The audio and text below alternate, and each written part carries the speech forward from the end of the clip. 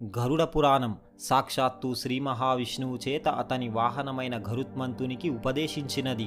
ఈ గరుడ పురాణంలో మానవుడు చేసే వివిధ పాపాలు, వాటికి నరకంలో విధించే శిక్షలు, చేసిన పాపాలకు ఎలాంటి ప్రాయశ్చిత్తాలు చేసుకోవాలి, పుణ్యం సంపాదించుకునేందుకు వివిధ మార్గాలు, అలాగే పితృకార్యాల వర్ణన ఉంటుంది. ఈ గరుడ పురాణంలోనే స్వర్గం, నరకం, జ్ఞానం, విజ్ఞానం, ధర్మం, అధర్మం, మరణ రహస్యాలు ఉన్నాయి. గరుడ పురాణంలో మరణించే ముందు, మరణించిన తరువాత స్థితిని వర్ణించడం జరిగింది. కానీ మనం చాలామంది చెబితే వింటూ ఉంటాం, గరుడ పురాణం జీవించి ఉన్నప్పుడు చదవకూడదు, అలాగే గరుడ పురాణాన్ని ఇంట్లో ఉంచుకోకూడదు, ఒకవేళ జీవించి ఉన్న వ్యక్తి చదివినా దానిని తన వద్ద ఉంచుకున్నా వారికి అశుభం కలుగుతుందని, గరుడ పురాణాన్ని కేవలం ఎవరైనా మరణించినప్పుడు మాత్రమే అక్కడ వినిపించాలని ఒక అపోహ అందరి మనస్సులో నిలిచిపోయింది. కానీ ఇది ఏమాత్రం నిజం కాదు. ఈరోజు గరుడ పురాణానికి సంబంధించిన కొన్ని ముఖ్యమైన విషయాలను వివరిస్తాను. దీనివల్ల మీ భయం తొలగిపోతుంది. అలాగే అసలు గరుడ పురాణాన్ని జీవించి ఉన్న వ్యక్తి చదవవచ్చా, చదివితే ఎప్పుడు చదవాలి, మరి ఇంట్లో ఉంచుకోవచ్చా, అసలు గరుడ పురాణంలో ఈ విషయం గూర్చి ఏ విధంగా చెప్పారు, గరుడ పురాణాన్ని మరణించిన వారి దగ్గరే ఎందుకు వినిపిస్తారో ఈరోజు తెలుసుకుందాం. దయచేసి వీడియోను పూర్తిగా చూడండి. అలాగే వీడియోను లైక్ చేయడం మాత్రం మరచిపోవద్దు. ఇహలోకంలో ధర్మంగా ఉండి పరలోకంలో పరమగతిని పొందమని చెబుతుంది గరుడ పురాణం. వాస్తవానికి చనిపోయిన వారి వద్ద వినిపించడానికి కాదు, ఇది అందరూ చదవవలసిన గ్రంథం. ఇది చదివితే మానవునికి పాపం చేస్తే తప్పకుండా శిక్ష అనుభవించి తీరాలి అనే భయం కలుగుతుంది.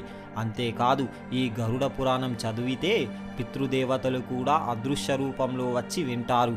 కేవలం భౌతికంగా చేసిన పాపాలే కాదు, మానసికంగా చేసిన పాపాలు కూడా లెక్కించబడతాయి.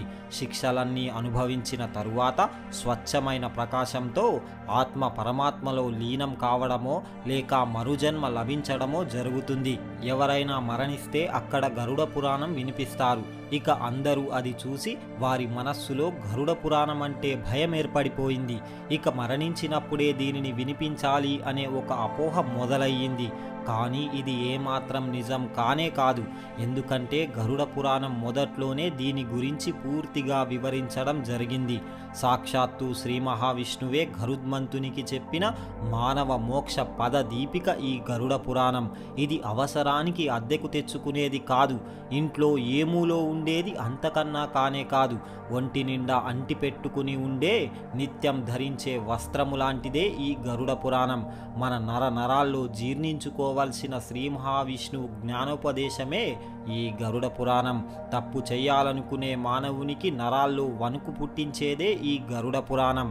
గరుడ పురాణం ప్రకారం ఎవరైతే జీవించి ఉన్నప్పుడు దీనిని చదువుతారో వారికి విద్య, యశస్సు, లక్ష్మి, ఆరోగ్యం, ఐశ్వర్యం, తేజస్సు ప్రాప్తిస్తాయి. గరుడ పురాణాన్ని చదివినా, విన్నా, వినిపించిన వారికి పాపపుణ్యాలపైన పూర్తి జ్ఞానం కలుగుతుంది. గరుడ పురాణాన్ని చదివినా, విన్నా, వినిపించినా, దీనిని పుస్తక రూపంలో ఇంట్లో ఉంచుకున్నా వారికి ధర్మ, అర్థ, కామ, మోక్షం లాంటి పురుషార్థాలు సిద్ధిస్తాయి. పుత్రప్రాప్తి కొరకు తపించేవారు గరుడ పురాణాన్ని చదివినా, విన్నా సంతానం కలుగుతుంది. వారు అనుకున్న కోరికలన్నీ నెరవేరుతాయి. సంతానం లేని వారికి సంతానం, వివాహం కాని వారికి వివాహం, ధనాన్ని కోరుకునే వారికి ధనం, విద్యార్థులకు విద్య, విజయాన్ని కోరుకున్న వారికి విజయం. అంతేకాదు, బ్రహ్మహత్య లాంటి మహా పాపాల నుండి విముక్తి లభిస్తుంది. ఈ గరుడ పురాణం అందరికీ శుభాన్ని కలిగించేది. గరుడ పురాణం చదవడం వల్ల వారికి అకాల మృత్యువు సంభవించదు. అంతేకాదు, శత్రువుల నుండి విజయం లభిస్తుంది. అందుకే గరుడ పురాణాన్ని అష్టాదశ పురాణాలలో చాలా ముఖ్యమైనదిగా, శ్రీ మహావిష్ణువుకు అత్యంత ప్రియమైనదిగా చెప్పడం జరిగింది. గరుడ పురాణం చాలా పవిత్రమైనది, పుణ్యాన్ని ప్రసాదించేది. దీనిని ఎవరైనా ఎప్పుడైనా చదువుకోవచ్చు. ఎవరైతే గరుడ పురాణాన్ని చదువుతారో, వింటారో వారి పాపాలన్నీ తొలగి యమ మార్గంలో భయంకరమైన యాత్రను దాటుకొని నేరుగా స్వర్గాన్ని చేరుకుంటారు. మరి మానవుడు చనిపోయినప్పుడు మాత్రమే గరుడ పురాణాన్ని ఎందుకు వినిపిస్తున్నారో ఇప్పుడు మనం తెలుసుకుందాం.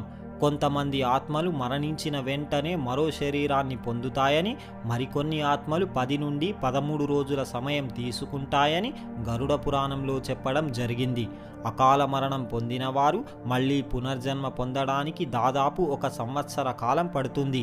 మరణించిన వారి ఆత్మ దాదాపు 13 రోజుల పాటు వారి ఆత్మీయుల చుట్టూ తిరుగుతుందని గరుడ పురాణంలో చెప్పబడింది. 13 రోజులు ఆత్మలు ఇంట్లోనే ఉంటాయి కాబట్టి ఆ సమయంలో గరుడ పురాణం వినిపిస్తే మరణించిన ఆత్మకు శాంతి లభించి వాళ్లకు మోక్షం లభిస్తుందని, అలాగే వారి దుఃఖాలన్నీ తొలగి ఆత్మలు శాంతించి ఆత్మీయులను ఆశీర్వదిస్తాయని అక్కడ గరుడ పురాణం వినిపిస్తారు.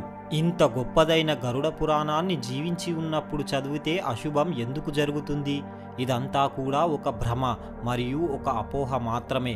అందుకే మనమందరం ఏ భయం లేకుండా అత్యంత పవిత్రమైన గరుడ పురాణాన్ని చదివి నలుగురికి వినిపించి సకల సుఖాలను సంతోషాలను పొందవచ్చు.